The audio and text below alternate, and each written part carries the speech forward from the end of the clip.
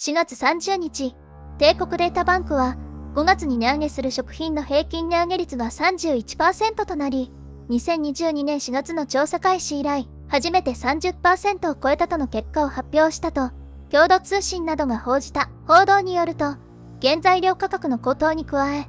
円安が進み輸入コストが上がったことや、賃上げで人件費が上昇したことが要因だという。自民党は、党のホームページや SNS 上に、堂々と物価上昇を超える、さらなる賃上げを実現するとの公約を掲げている。SNS 上には、この公約を皮肉るようなコメントが投稿された。今年、物価上昇を上回る所得を必ず実現しますと岸田さんが約束してくれているので、物価上昇のニュースそれを上回る所得の増加を意味するってことですよね。やった。それと同時に、物価高に直面し、生活苦を訴えるような書き込みも相次いでいる。収入は同じなので値上げで生活きつくなってます。賃金は相変わらず上がる気配はなく、物価高だから仕方ないとため息を吐きつつも何とか暮らしているわけですが、こうも値上げが続くとそれもできなくなるんじゃあるまいか。マジで今年は年を越せる気がしない。もう無理だよこんなの。家計が持つわけない。多くの人が知っている通り日本は世界有数の貿易大国で資源に乏しく食料自給率も低く、生活に関するものの多くを輸入に頼っているのに円安は国内で暮らす限り問題ないとか言い切るのって浅はかというか、愚かというか恥ずかしくないのかなって思う。最新の日本経済新聞、テレビ東京の4月の世論調査4月2930日では、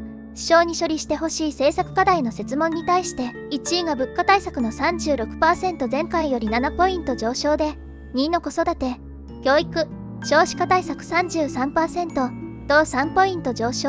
3位タイの経済全般と政治とカネともに 32%、同1ポイント上昇、年金 32%、同4ポイント上昇を上回っています。賃金がなかなか上がらない状況の中で、物価の上昇は実質所得減になり、国民にとっては生活に直結した深刻な問題なのです。政治担当記者、政治改革はもちろん大事だが、物価対策を重視しなければ、政権に未来はない。皆さんはどう思いますか？コメントで教えてね。チャンネル登録必須です。それでは皆さんのコメントを紹介していきましょう。大きい企業は知らないが、小さい会社は売り上げが上がってないし、材料費や燃料費も上がり、賃上げなんてできないよ。それで賃上げした会社が値上げしてきたら、無理だろ。政治家って、報酬以外に色々収入あるだろうからわからないと思うけど、言えば良いだけじゃないからな。国民が困ってるなら、議員報酬を減らし、議員数も減らして減税をする努力をしてみてほしい。スーパーに行っても、購入金額が以前は5000円以下だったのが、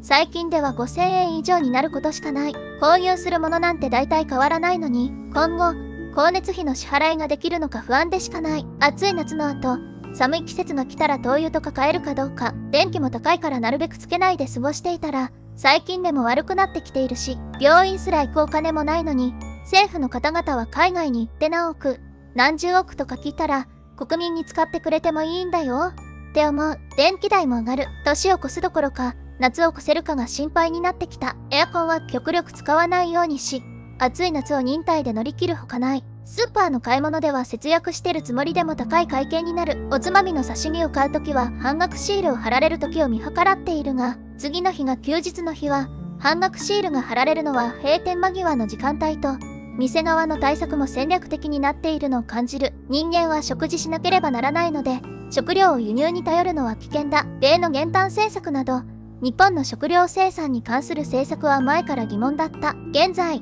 農地の耕作放棄地が増えているのに、農地法が改正されないのも疑問。農業をやる事前費下げで農地を日本人なら誰でも購入できるようにしたらよい。そうでないと食料生産は増えない。食べ物が手に入りにくい時は自分で作るしかない。アメリカの意図で戦後から兵糧攻めにあっているのかもしれない。真に国を憂う政治家はいないね。岸田首相は、物価高から国民生活を守る暮らしを守ると言っていたのにひどすぎる。政府が物価高対策としてきた電気、ガス料金の負担軽減措置も5月で終了。電気料金が大手で軒並み値上げ。ガソリン税は二重課税。消費税は 10% のまま。子育て支援金徴収。物価高で日々のやりくりに余裕がなくなってきている。物価を上回る賃上げと言ってたのにありえない。政府は国民から増税して徴収するばかりでなく、もっと一般市民の暮らしに目を向けてほしい。各種税金、燃料費、水道光熱費、食品はじめいろんなものの値上がり、賃上げしたとあちこちで聞きますが、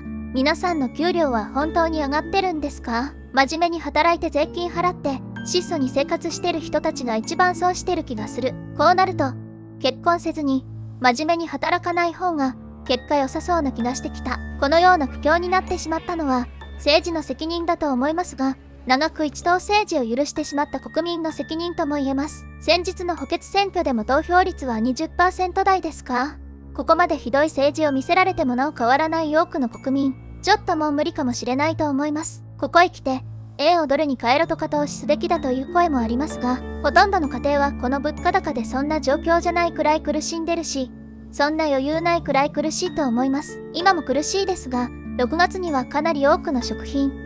日用品の値上げが大襲来します。そして、電気代の20値上げとガスの値上げがあり、7月の小麦粉の値上げもあります。そして秋には、今の円安でさらに物価が上がるのが確定路線です。もうこうなると、お年寄りから赤ちゃんまで、日本国民が命の危険さえ感じる物価高ではないでしょうか。スーパーでアスパラの値段を見て驚きました。700円。これが現実です。当たり前に買えたものが手の届かないものになってきています。日銀総裁は今の円安は物価高にそれほど影響ないみたいなこと言っていたけど、そんなわけないでしょうが、これから暑くなるのに電気代も補助終了とか、再エネ賦課金が増えるとか、子供支援の税金取られるとか、もう国民に死ねって言ってるようなもの。片や岸田軍団はゴールデンウィークに海外旅行、よく行けますよね。実際給与はあっておらず所得は減りますので、公約違反です。とっととおやめなさい。不景気と物価高が同時進行するコストプッシュインフレ。今の日本の経済状況はこれです。そして、